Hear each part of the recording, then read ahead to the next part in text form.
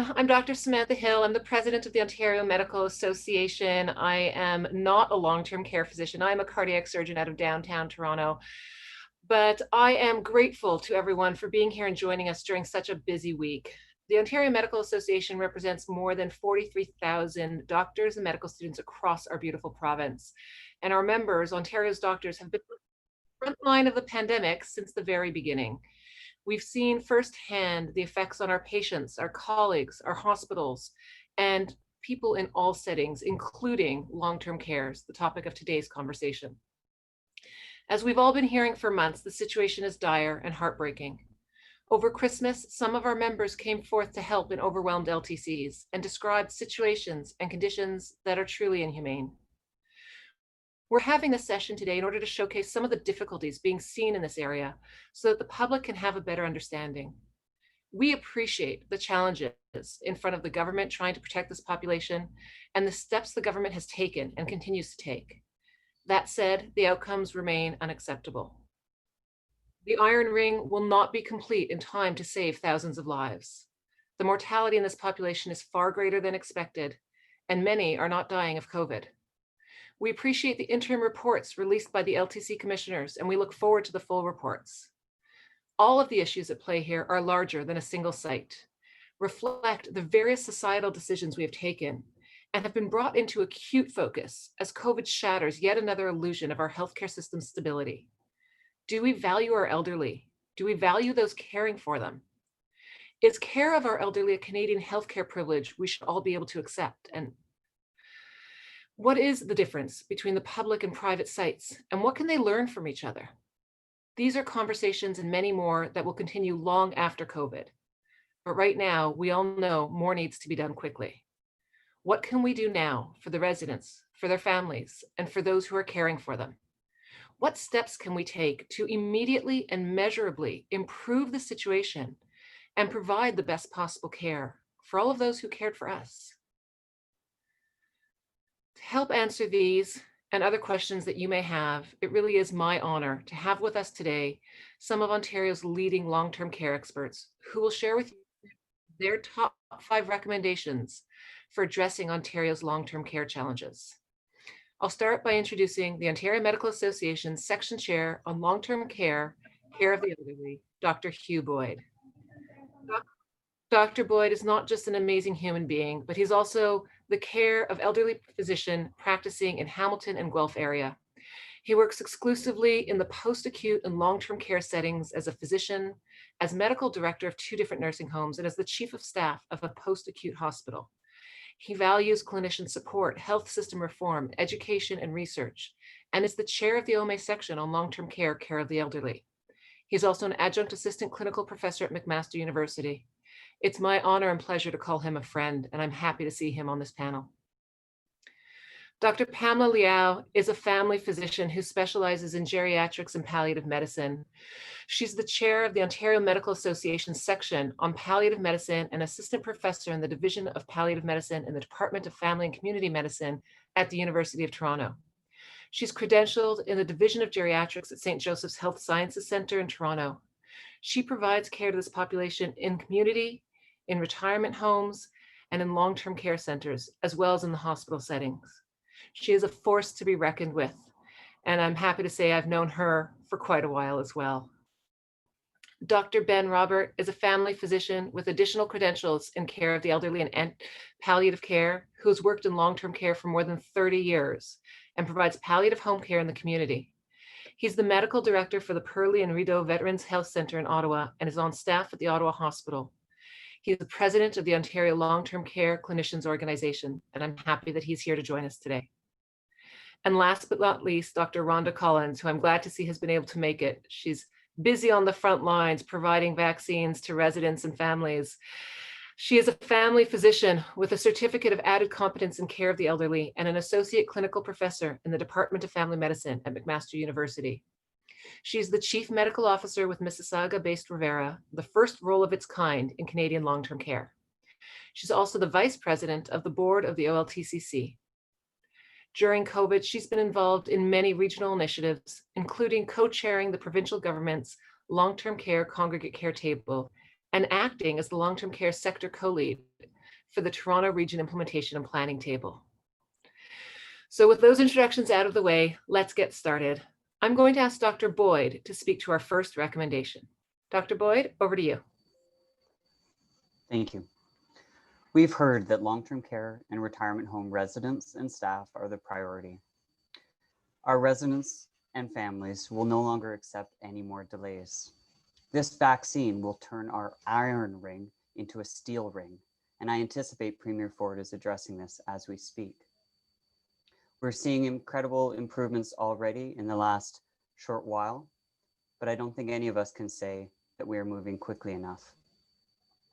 In the meantime, join us aggressively combating vaccine hesitancy and ensure long-term care experts are represented at your command tables along with the hospitals and public health experts.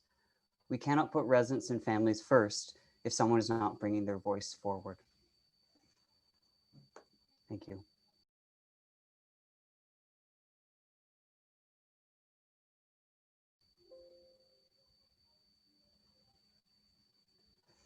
And on to recommendation number 2.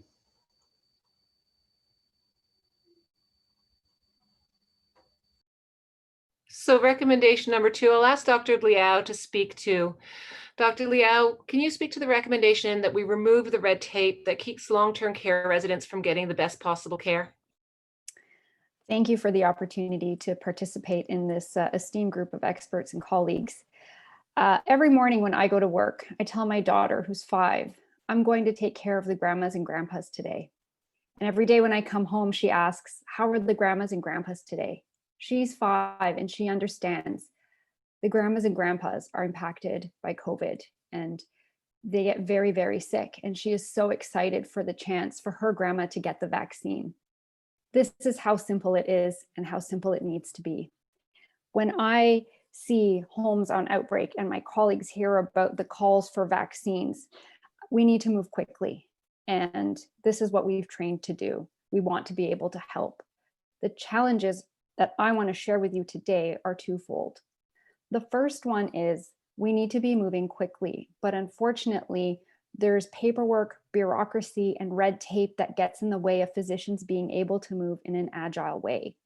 Currently, there are codes that allow that hospitals can approve for physicians to go in. But as we've talked about, truly this war is being fought in long-term care centers, and we need to simplify that process. When I was asked to go in very last minute to provide vaccines, the question became, can I get that support from the hospital, even though it's not my hospital?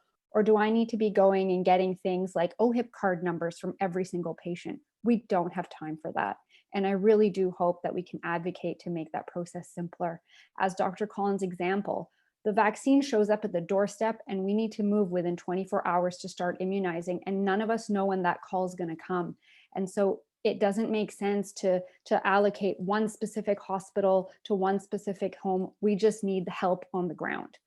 The second challenge that I face, and I've managed sadly 5 outbreaks now personally, both in the community and in hospital, is the team that works around me. So I can strap on my PPE, let's get rid of the bureaucracy, and I can get into a home.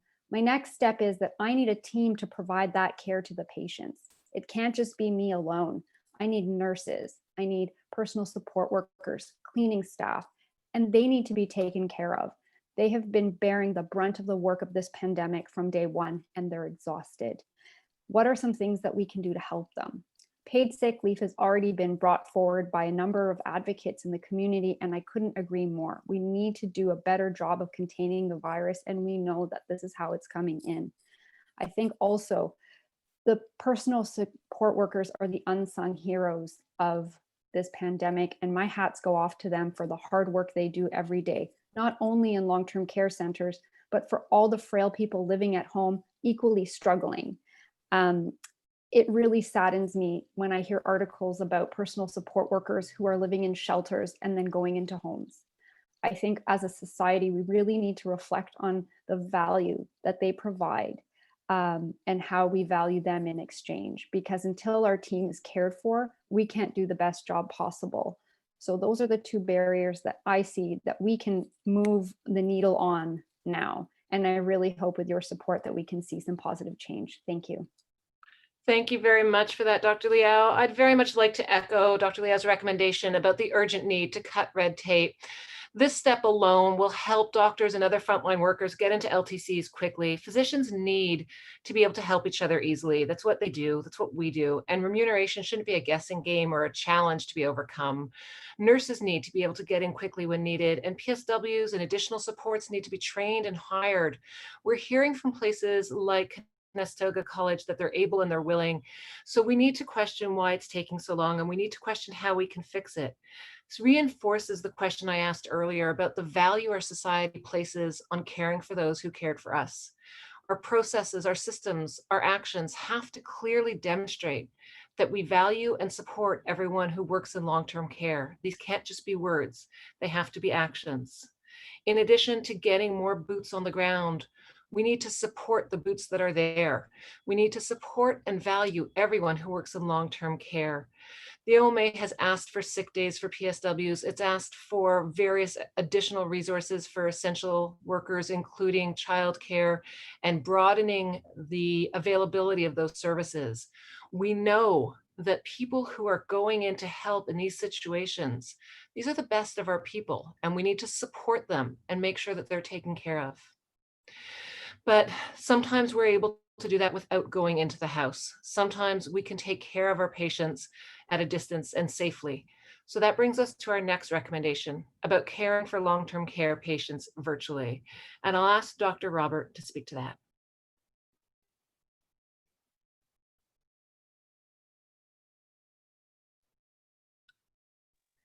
Dr. Robert, I'll ask you to speak. It's okay, thank you. Thank you all for coming. When it comes to the future, I imagine a state where in addition to my in-person visits, I would have access to telemedicine, or what we now call virtual care. I imagine that residents under my care would have the option of seeing specialists in the comfort of their home. I imagine that I'd be able to provide additional care during the week remotely. We've been doing this for decades with the Ontario Telemedicine Network, or OTN. Now we have the technology to further this even more, with the ability to reach all marginalized populations.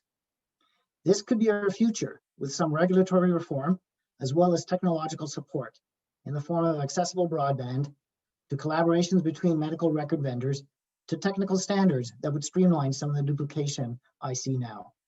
Furthermore, we have proof in Europe that this works. Multiple studies have shown a decrease in hospitalizations, as well as mortality, with the support of specialists, in particular the fields of cardiology, neurology, and geriatrics. And most of this impact is seen with the elderly with dementia. Thank you. I hope the future endorses this vision of virtual care. Thank you, Dr. Roberts. We've certainly seen a dramatic increase in the use of virtual care and the use of care provided virtually, as we like to say, across the province, and it's made a real difference in many sectors. Long-term care is one such sector. And what we're learning through COVID, I think we can all say honestly, is the need to adapt and to use all of the resources available to us. Speaking to our fourth recommendation will be Dr. Rhonda Collins. And Dr. Rhonda Collins is going to speak to the recommendation that we appoint a Chief Medical Officer of Health of long-term care for each Ontario region. Dr. Collins? Thank you very much, and thank you for the opportunity to be here. I hope you can hear me okay. I am currently donned. So I just want to clarify that this should be a chief medical officer, not a medical officer of health as is with the public health units. So as you're aware, there are 626 long-term care homes in Ontario. They range in size, they range in structure. Some are for profit, not for profit, large operators, small operators, they're quite variable. The only thing required by the ministry with regard to medical services is that there is a medical director to oversee programs and that there is 24-hour coverage by a physician. This again is variable. Some homes have a single physician who acts as the medical director as well as the attending physician. Other homes may have a medical director and multiple physicians. Some homes have call groups of physicians who cover those residents in the after hours but may not be familiar with them. Again, a lot of variability. The idea of a Chief Medical Officer is to provide some guidance to all of our home's medical staff. Currently, there is little direction. The majority of our physicians are family physicians and taking their guidance from the Ontario College of Family Physicians, the Canadian College of Family Physicians, and the CPSO. But those pertain specifically to family practices or primary care providers and don't speak to the nuances of long-term care. And so in the beginning of wave one, we had physicians who were not going into the long-term care homes because they weren't certain what guidance to follow, as the primary guidance was virtual care where possible to avoid contamination. And that led to some confusion on the parts of the physicians in long-term care, the hospitals, the leadership at the home sites. We need organization of communication to our long-term care physicians from a unified source, a source of truth.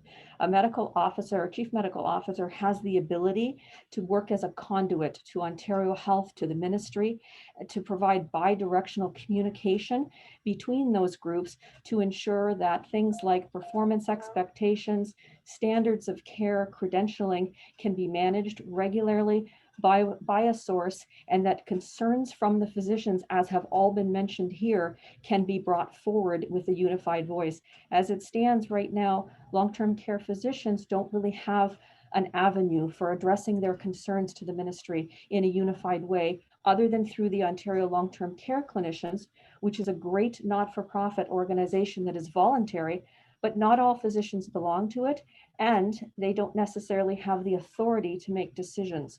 There are a lot of great points being brought forth by my colleagues today. When is virtual care necessary? When is on-site presence necessary?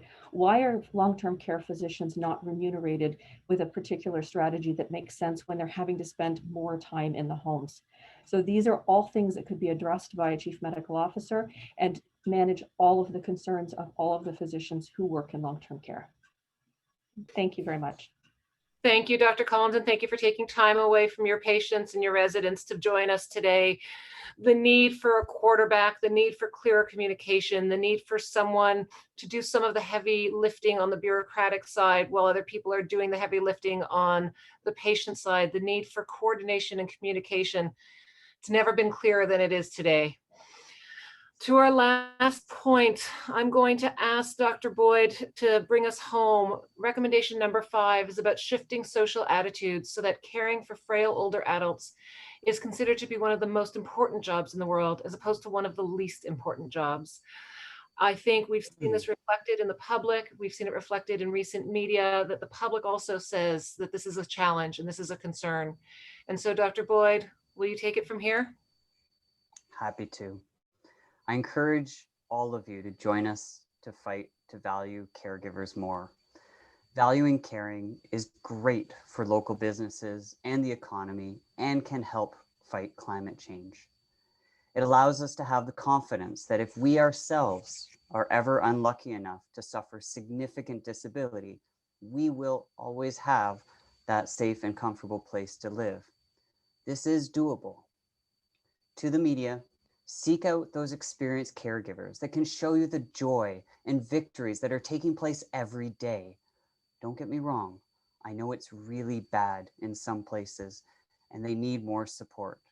Please celebrate those who answered the call for help and the incredible work that they're doing. Your fellow Ontarians, join us. I never go home wondering if I've done any good that day. Every day we have opportunities to reduce suffering, enable joy, and make the world a safer place. To be a caregiver is to seek out daily moments of social justice. If you're a physician, nurse, PSW, dietitian, or skilled in environmental services or maintenance, or just interested in becoming a caregiver, join us. It's really important work. To our decision makers, caregivers have done incredible work. 40% of long-term care facilities are in outbreak currently, and there have been far too many resident deaths and staff illnesses. But let those who are doing this well share their experiences and successes with others so we can duplicate their successes in other areas. Break down these silos by ensuring long-term care experts are at the tables as often as your hospital experts are. Get extra training spots up and running as soon as possible and join us in an epic campaign to value caregiving. Share power with caregivers and ensure that you're hearing the voices of women, Black and Indigenous communities, and people of color. Provide sick day coverage for our essential caregivers and our essential workers, and help us to ensure all workplaces are as safe as they can. This is not a 5 to 10 year plan. This is something we can do now. Thank you. Thank you, Dr. Boyd, for those heartfelt words. I don't know that I have anything to add to it. We really do need to do better as a society. We're going to open up our Q&A session. Before I do that, though, I need to offer a public apology to Dr. Robert, whose name I have been butchering from the beginning. My apologies, but it is corrected now. Morgan Cates from Crestview Strategy will be taking your questions from the media in the Q&A chat. If we don't get to your questions due to time, the media team will follow up with you and make sure that you get answers. You can also email media@oma.org with additional requests for interviews or clarification. Morgan? Great, thank you very much, Dr. Hill, and thank you to all the panelists. I'm starting to see that there are some questions coming in to the Q&A, but I'd like to start with a question actually for Dr. Robert. It is from Saba Aziz from Global News. And actually, as we know, there's a press conference going on with the Premier right now, and we're just learning that the plan is that by February 15th, I believe, we expect to see all of our long-term care residents vaccinated. And the question from Saba is, when can we expect, with that timeline in mind, when can we expect vaccines to drive case numbers down in long-term care homes? When are we really going to see the impact? And any sense of what the specific timelines are going to be? Very good question, and thank you. There are many things to consider, and it's so as a result, I will not be able to give some, very specific answers. What I do know about the vaccine is that it significantly reduces the symptom burden that people have. And with that reduction in symptom burden, the hope is that there'll be decreased mortality. So as we have more and more people vaccinated in the community, and as the community rate starts to fall, I would expect the numbers in long-term care homes as well to start decreasing. The timelines would depend primarily on how quickly we get the vaccines to the general population. I know that here in Ottawa, we're doing very well with vaccinating both staff and residents in long-term care, and we expect to be done very soon. The vaccine is very finicky to transport, so the logistics are quite difficult in that context and require a fair amount of pre-planning and a fair amount of upstaffing to administer. These will directly impact on the speed at which the vaccine can be delivered. I hope that's answered the question. Yes, that's great. Is there anybody else who has another point of view or wanted to add on that from the panel? If I could just build on that, I absolutely agree. I think we need to address the challenges. The people who were ready front and center have started to receive vaccine. Dr. Collins has done so just as we've been speaking. And I think that's a great first start. But I think what we're now struggling with is those who are vaccine hesitant. And today I had grand rounds at my hospital, and they've seen uptake in some populations is very good, but now there are vacant spots, vaccines that have been opened that no one is taking. And we need to address that. That's not only amongst those who are residents in long-term care whose families aren't sure, but also those who are healthcare workers who themselves haven't decided. And I think advocacy and education efforts really need to be made here. I know that there's a long and complicated history in a number of racialized communities around mass vaccinations, and that needs to be addressed before this work can go on. Because we're going to start seeing less and less uptake as the first few days and weeks of the rollout happen. I think the other challenge we're going to see is first doses are being administered, but we need to do everything we can to reduce barriers to the second dose. And that means not sending PSWs to assessment centers or COVAX centers to get vaccine. It means administering it on site so they don't have to, after their shift, take unpaid time on transit to go get that second dose. We need to do whatever we can to reduce the barriers, because if we don't have good uptake and good completion, whatever projections we may have are going to fall short. Thank you. That's great. Thank you so much, Dr. Liao. So we have quite a few questions coming in. I have a couple journalists asking about a bit more about this chief of long-term care role for each region. So I'm going to redirect that back to Dr. Collins. I have both Suen Levy from the Toronto Sun, as well as Teresa Boyle, the Toronto Star, asking for more information about what the role would be, who would this person report to, you know, how can we be sure that there's going to be open and honest reporting about what's going on in each of the regions. So Dr. Collins, could you provide a little more clarity on that? Thank you. Yeah, great questions. And there are still details that need to be worked out about. This is a suggestion that we at Ontario Long-Term Care Clinicians, when preparing our commission report, thought about this as being a potential strategy to help unify the homes, because as I mentioned, there are so many different types of homes with different operators. And it's difficult sometimes for medical directors and attending physicians to get the information they need to make good decisions. It's also difficult for them to get their voice heard at the levels of Ontario Health as well as the ministry. And I think that having that sort of role would help to improve transparency, because that person, a person who had experience with long-term care and potentially care of the elderly, experience communicating with the different levels of government as well as many different external stakeholders would be helpful. I think, you know, Dr. Liao already spoke about hospitals and silos. This is the first time that I can think of this pandemic where we've had really, really collaborative work between Ontario Health, between the public health units, between the hospitals and long-term care. And that needs to continue. And I think that that is one of the ways that it could continue. Do I have all the details about who this person would report to and how we would set it up? No, it's an idea for a potential strategy, but there obviously needs to be some work put into it. I hope that answers the question.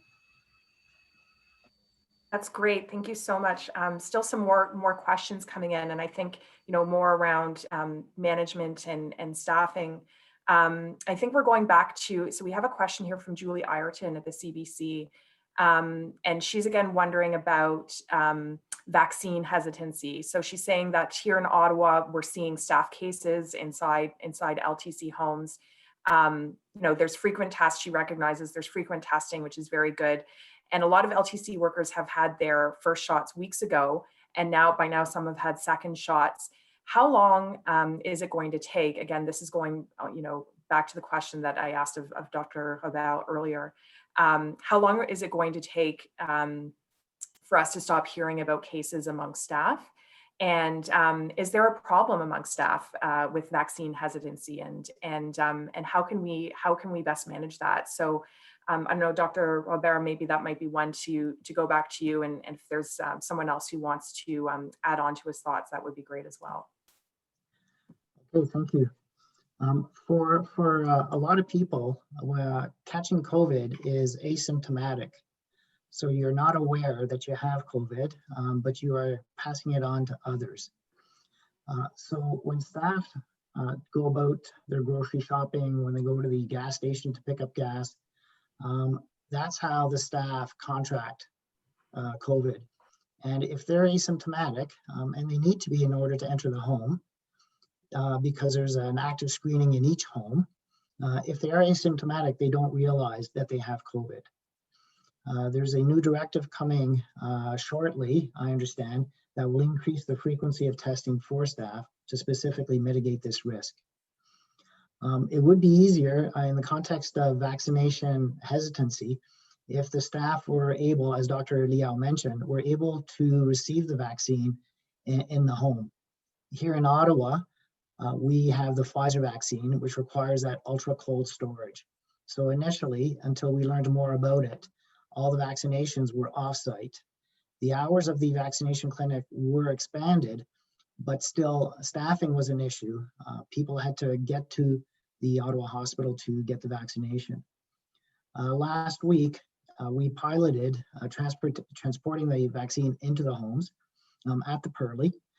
We developed a protocol that has worked well. And as we stand now in Ottawa, over half the homes have been vaccinated, staff and residents.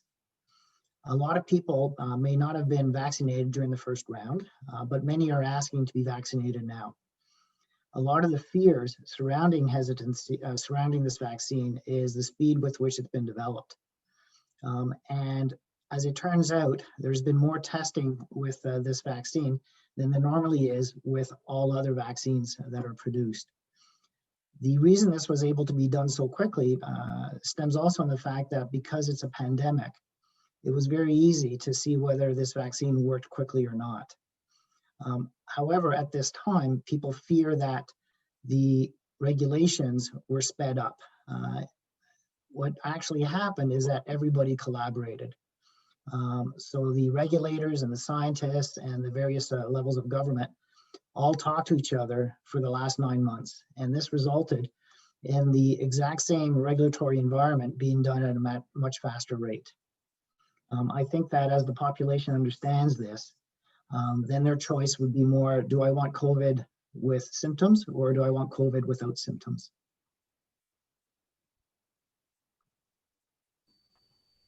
That's To great. I combat think that's vaccine helpful. hesitancy, I'm pleased to say the OMA is already partnering with groups like 19 to 0 with Dr. Noah Ivers, with Dr. Robert, with the Ontario Long-Term Care Clinicians, as well as with the Nurse Practitioners Association of Ontario, to try to work together to create champions all over the province to combat vaccine hesitancy in our own homes, on Facebook, online, and are engaging groups to try to get buy-in from many different stakeholders and to share power in order to help them achieve the goals of addressing this vaccine hesitancy. We're taking it very seriously. It's great. It's truly a team effort. We all have to do our part. I'm getting a few questions from about the red tape issues that you brought up, Dr. Liao. So I have, I know Teresa Boyle was looking for a bit more detail on that. And then I have Jessica Cross-Smith at QP Briefing. Jessica Smith-Cross, Jessica. Her question is, can you explain how the red tape issue is affecting vaccinations in long-term care? Is it that physicians can't bill for vaccinations without asking each patient for their OHIP number? Is it slowing the rollout of vaccines in long-term care? And what are your recommendations on solving this? Thank you. I think it's an important question. If I may, I just wanted to build on the comments being made about vaccine hesitancy. And I think there is a tremendous opportunity here to engage family physicians in this work. I think there's a really interesting context that's now changing. The dynamic is changing. My nurses come to me and they say, "Doctor, I'm on this medication, that medication. Is it okay if I get the vaccine?" And that's the first time those types of conversations are happening, because we've worked as colleagues, but now they're coming for medical advice because they don't know what to do. And they don't know in their unique situation if they should be taking the vaccine. I spoke to a physician at Michael Garron, and she was doing caregiver immunizations, and she said she had to sit with each of them to do the counseling one-on-one, which is not a good use of resources. And so I think we really need to leverage our community partners. There are so many family doctors who are ready to do everything it takes. And so I encourage them, think of who are your patients who work in healthcare and reach out to them. We can get the counseling piece done so that the vaccine centers can work smoothly. But I know that wasn't the question you asked me, so I will go back. It's really simple. Basically, as part of the planning for COVID, we realized that we needed a way for physicians to be able to work collaboratively and swiftly. The current way doctors get paid, it often negates one another when two doctors can't bill for the same patient on the same day. And that creates all kinds of paperwork and administrative issues. And trust me, it's not fun or helpful. When a doctor says, I'm ready to go in, like Dr. Collins is suited up in PPE right now, do you want her spending her time hands-on with patients and their caregivers and residents, or do you want her collecting OHIP numbers? Where's the time best used? And that's really the question. So to get into it a little bit more, because this has been asked and there is interest, there are basically sessional rates that we can have access to. But right now, the challenge is hospitals have to approve that.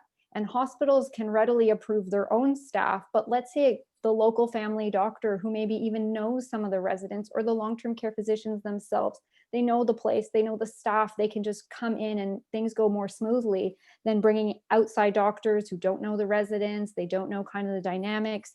I think all help is needed because we don't know when the doses are going to show up at the front door. But right now I'm hearing from colleagues in Etobicoke, North York, Scarborough, they're scrambling. Well, who's the chief of medicine? How do I reach them? Which homes? Who's getting the vaccine? Like, we don't have time for this. So I think whatever we can do we need approvals. There obviously needs to be accountability, but that shouldn't be the decision-making factor. I was asked this past weekend to go do some immunizations, and it became a conversation about chief and approval and privileges and all these sort of things, when really all I want to do is go help. And I hear from so many of my colleagues that they want to be able to go in and help, but the approval process is too complicated, and we haven't identified the players. And I'd rather spend my time with patients than paperwork. I want to do the work, not the paperwork. And just to be clear, I'm hearing stories of doctors just doing it, not even worrying about getting paid, not worrying about the red tape. They're just doing it. So while this is something we're really hoping for equity and for fairness, in reality, it's not going to delay care. Our docs are out there caring for people. I just wanted to also add into that our physicians, as mentioned, the majority of our physicians are family physicians. Many of them have practices in the communities. They have academic practices. They work in hospitals. They work in palliative units. And so having physicians on site 7 days a week, as has been the expectation during COVID, is very difficult to achieve. And in order, this goes back to Dr. Liao's point, in order for our physicians to be able to be on site more, there is a remuneration strategy for long-term care physicians that is not equal to the remuneration strategy for COVID for hospital physicians. And so if we want to encourage our physicians to be on site more, it's not fair that we ask them to make less money to do the same work. And to Dr. Boyd's point, many of our physicians are doing this. They're coming in, they're volunteering their time. It's not to suggest that hospital physicians aren't, but I think it's really important that we want long-term care physicians want to be respected for the work that they do.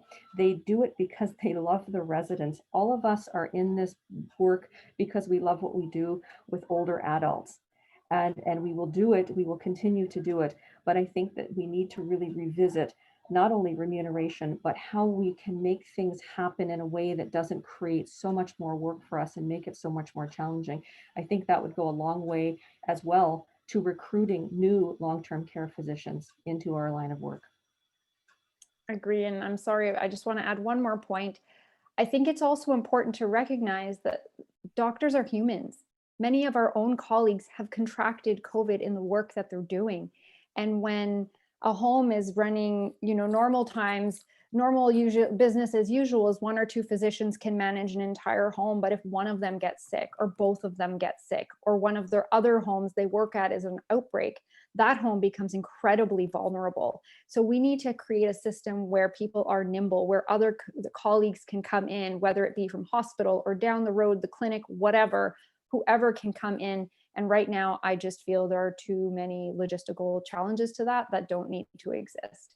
Thanks. That's fantastic. What a good discussion on that important topic. Great to see that everybody seems to be coming at this from different directions. I wanted to just touch on a point that was made around training more doctors, and we had a question. We were having this discussion earlier. We've had this question from a few journalists around how do we get more physicians and more residents interested in long-term care? And Dr. Boyd, I know that you teach at McMaster University, so maybe you can provide the first comment on that. And really, do we have enough long-term care doctors in Ontario? Happy to speak on this. I suspect we all teach. To love this work means you want to share that joy and passion with others. I am pleased to say that some places are doing this well. Before I even took my position with McMaster, they were requiring family medicine residents to go into long-term care in both of their years. And so models like that have spread elsewhere and are being shared around, where we recognize that this is an important part of being a family physician, and we require people to provide that care. I don't know that we'll ever be at the level of competing for medical school time. We don't quite have the power and the voice yet for that, but our target is for family medicine to try to make sure that all family residents do have some experience. It takes champions. It takes local champions to be preceptors. It takes local champions to argue with other people who are competing for time in residency training. And it is something that is doable. We've seen great success. Even one of my students is now medical director in Hamilton, and I'm just so impressed with the work they're doing. It works. It does work in places, and we're going to continue pushing for that. I'd like to add on to what Dr. Boyd has to say, because we are all passionate about what we do, and I think we are cheerleaders with our pom-poms when we have students and residents with us, encouraging them to come into long-term care, encouraging them to do what we do, and I think that's wonderful. That's a small subset of the population. There needs to be a greater exposure for medical students, which Dr. Boyd pointed out may be a little bit more challenging.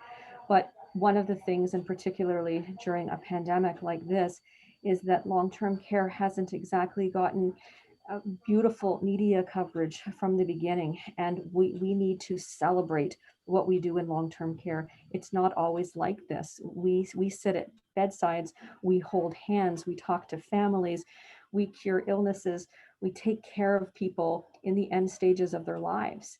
So it's a beautiful thing that we need to celebrate, not just in medical school, not just in residency, but in general. I think that's so true. And I think we had a question about that from Sue-Ann Levy at the Toronto Sun. So I'll just get to her. This will be our second to last question. I have one more question that can be answered at the end, just around some government guidelines. But Dr. Boyd, Sue-Ann mentioned, that you spoke really passionately earlier about respecting caregivers, and I heard, both several of you talk about, vulnerable residents and seniors who've been isolated and neglected, in homes during COVID, and whether they've been in a long-term care home or at home by themselves, having caregivers come into the home. Unfortunately, Sue-Ann lost her father, and very, very sorry to hear that. What are your thoughts around, moving towards an attitude shift about putting the elderly first and foremost? I am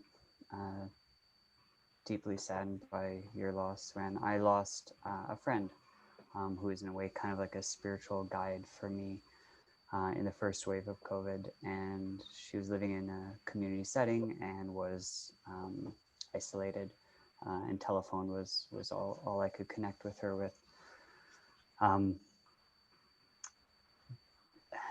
I feel that pain and that difficult balance, those decisions about balancing isolation versus the risk of dying with COVID. Those decisions by our decision makers were not made lightly, and were watched closely as well. And we're really happy that family caregivers are being given the value and respect that they deserve. The government listened to that advocacy, and we are trying to make sure that there's more opportunities to combat isolation. That is a really important thing. In terms of valuing older adults, I think Ontario does better than many places in the world, but maybe not as well as certain areas. And I would always encourage striving for more. You don't have to convince me. I'm a care of the elderly physician. I grew up playing country fiddle, stuff you can't learn just by reading sheet music. You literally have to learn from the older adults, the style and the technique. And this is something that everyone here we value older adults. We clearly do. Campaigns to value older adults in the community, it feels a bit beyond my expertise, and I would certainly need a lot more help and expertise from our gerontological nursing associations. But I think we do value older adults. I truly do. I think we're struggling with the how. How do we translate value into action? And I've certainly seen that. We were devastated when we heard about the first wave coming, and unfortunately, there were times where older adults in nursing homes were maybe given the wrong information about when you're sick or ill, maybe you shouldn't go to the hospital. And I do note that there was a very quick response from Minister Fullerton saying, no, you cannot prevent transfers from long-term care. So I do think there is value for older adults. Figuring out how to turn that value into a comfortable and joyous experience that is also low risk has been a brutally difficult situation. This is the greatest calamity of my lifetime. There are decisions that I will likely regret going forward.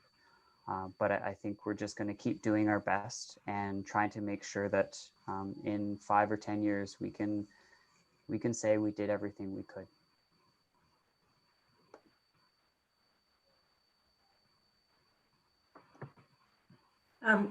Thank you, Dr. Boyd.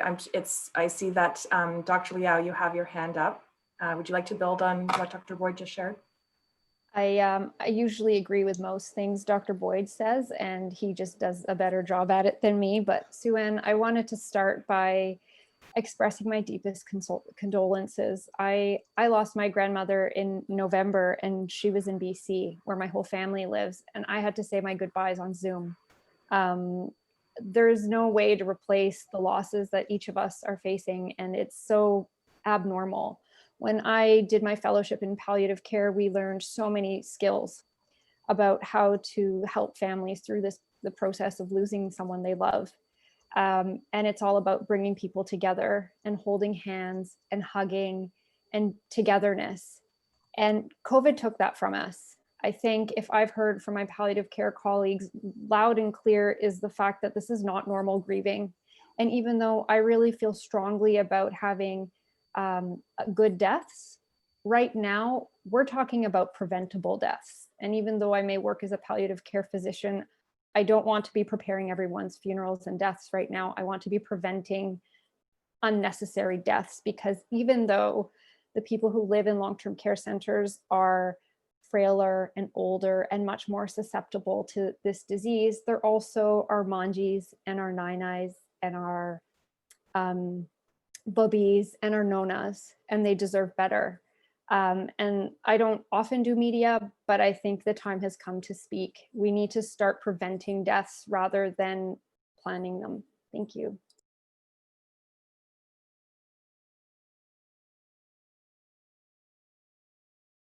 Thank you, Dr. Liao. I'm sure we can all share stories about loved ones that we haven't been able to see or who have been lost, and I just can't imagine what it would have to be like to say goodbye to a loved one in that way. I want to move to one last set of questions from Crystal Ogg at, I believe she's at Global. Let me just bring up her question. My apologies. So moved by those answers. So Crystal at Global News has some questions about the new modeling data that have been released in Ontario. How concerning is the new modeling that's been released facing residents and staff in long-term care homes? And what are your expectations? What are the expectations from Ontario's doctors about how the provincial government is going to meet the recommendations that you're putting forward today? And maybe, I think that's a question that I could probably pose to each of you as we finish off today. So Dr. Collins, can we start with you? Thank you. So certainly the new modeling data is very alarming and not altogether unexpected. I'm hopeful that with new restrictions, we can curtail that. I also think that one of the biggest things we can do, obviously, is the vaccine. The sooner we can get it to our residents, the sooner we can get it to our staff, the sooner we can get it to the general public, the sooner we're going to be able to flatten the curve. I think that we are all exhausted. Everybody is tired. As has already been mentioned, we want to be able to hug our families. We want to be able to see those who are away from us. We want to get back to normal routines. Everybody wants that. We want families together with their loved ones in long-term care more than anything. And that requires the entire public to follow the recommendations, to follow the restrictions, to bear their arms and get their vaccines and get our numbers up so that we can flatten the curve, and hopefully these new modeling numbers won't come to fruition.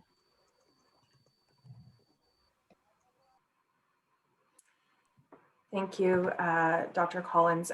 Maybe Dr. Robert, would you be able to elaborate on that and your expectations from the government on meeting the recommendations that you're putting forward today? So I'll start with the second question first.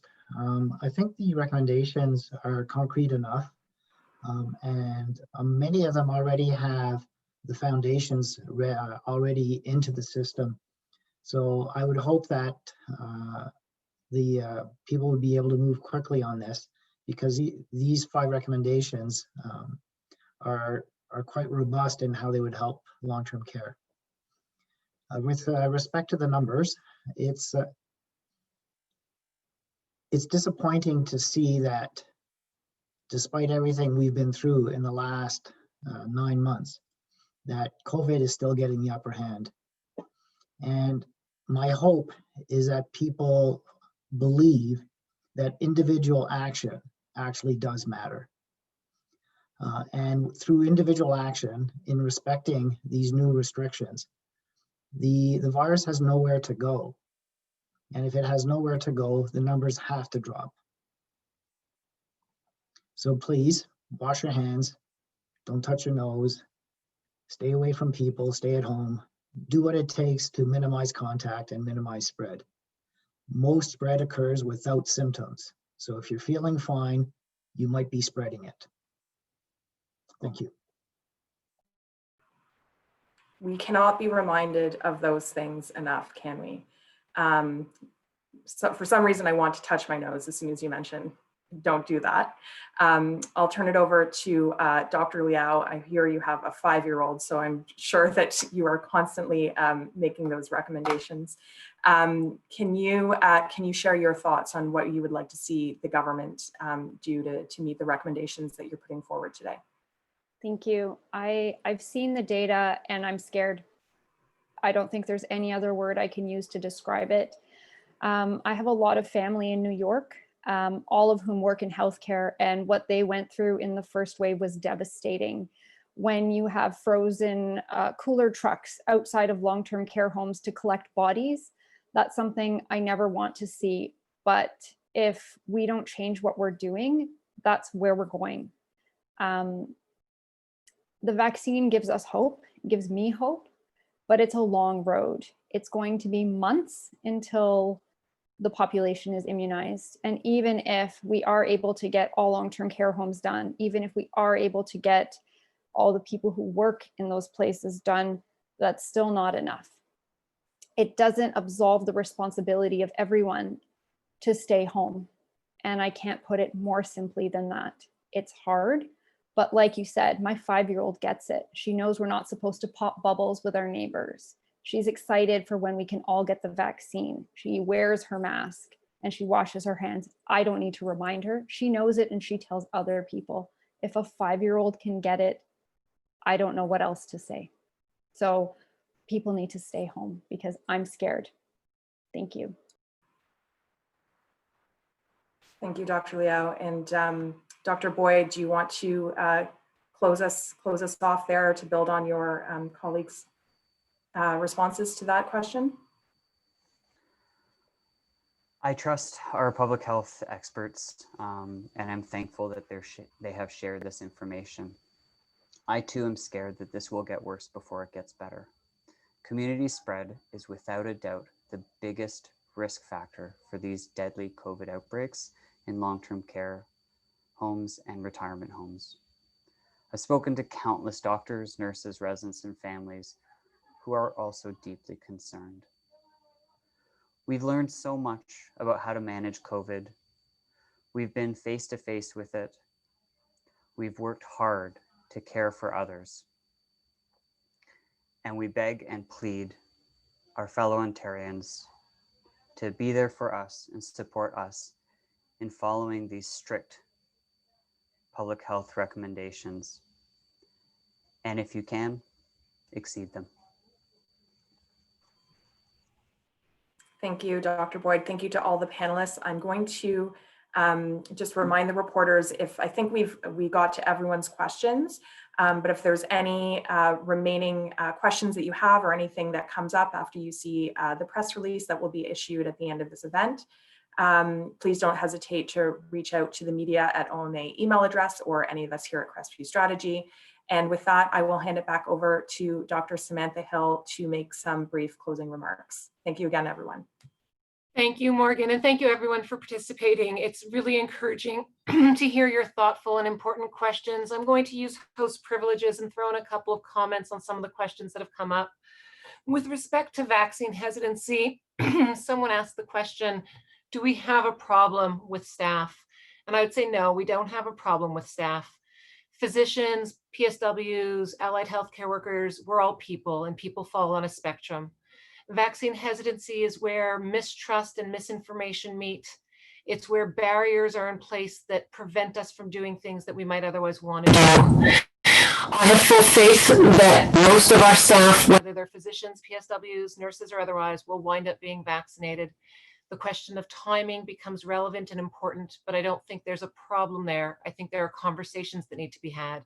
I think there's understanding that needs to be sought. And I think there are barriers that need to be lowered. Someone asked about how we improve the number of doctors in long-term care, and that's part of a greater question. As I mentioned at the start of the session, all of these questions are part of bigger questions. In Canada, in Ontario, we have some of the lowest number of doctors per capita compared to other places with better outcomes. And what's more important than that is that over time, our growth in physician population has not kept up with the growth in patient population, nor the aging of patient population, which reflects the acuity and the number of treatments and visits and time that needs to be spent. Technology has advanced, and quite frankly, we just need more people. Once we have more people in general, driving more people towards long-term care will be about reflecting social values that value our elderly and the care of our elderly. Long-term care needs to be appropriately valued, and part of that is about remuneration. We've heard about some of those challenges, but part of that is about greater societal values, and those are bigger questions. Last but not least, my condolences as well to Sue Ann for the loss of your father. My condolences as well to the thousands of others who have lost family and friends over the course of these challenging times. Not just the loss, but the loss in such an isolating and untenable fashion. COVID-19 has demonstrated to us that ageism is indeed present here, even in Canada. It's just another form of discrimination. And the projections ahead of us are, my colleagues use the word scared. I'll up that, I'll say it's terrifying. We're looking at reasonably 10 to 20,000 new cases per day. It's not unconceivable that we hit 40,000 new cases per day. We're looking at increasing numbers of deaths, and not just in the long-term care centers. We're looking at increasing numbers of death across the board. We are looking at an overwhelming collapse of our ability to provide care in hospitals and in the community.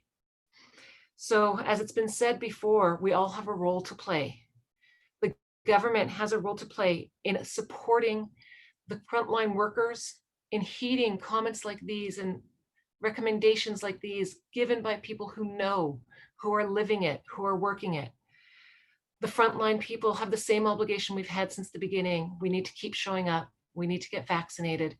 We need to do what we do best, which is to provide care, and we need to support each other because these are terrible times for all of us. And to the general population who winds up listening to this, 2/3 of you are already doing what you need to be doing. You are doing your best, and that's all anyone can ask. To the third who isn't following those recommendations, I know it's not always about choice. And that's where we come back to, where can the government help? We need supports to be in place. If you don't have a home, you cannot shelter at home. If you have to get on TTC, you cannot prevent bursting your bubble. If you have to work in frontline care, if you have to be there in order to feed your family and pay your rent, and you don't have sick leave, we cannot ask you to make those choices. That's not fair. That's not right. It's impossible. So with that, I'm begging everyone to do their best over the next month. We are in a race against the vaccine. As the vaccine gets to us and gets into arms, we will be more and more protected. As we get closer and closer to spring and summer, prevalence and transmission will go down again. We don't have 2 more years of this to live through. We have a few more months of the worst of it, and maybe a year until we wrap it up. So let's come together like we did in March and April at the very beginning. Let's do what we have to do. Let's protect each other. Let's protect our elderly. Let's protect all of those who need protecting. Thank you again to the media who came and who are reporting on the session, for your questions, for your insights. I hope the session was helpful. I look forward to watching and reading your coverage. Please look out for a recording of the session on OMA social channels. We're hoping to see that later today. Thank you again for your time. Stay safe and stay healthy.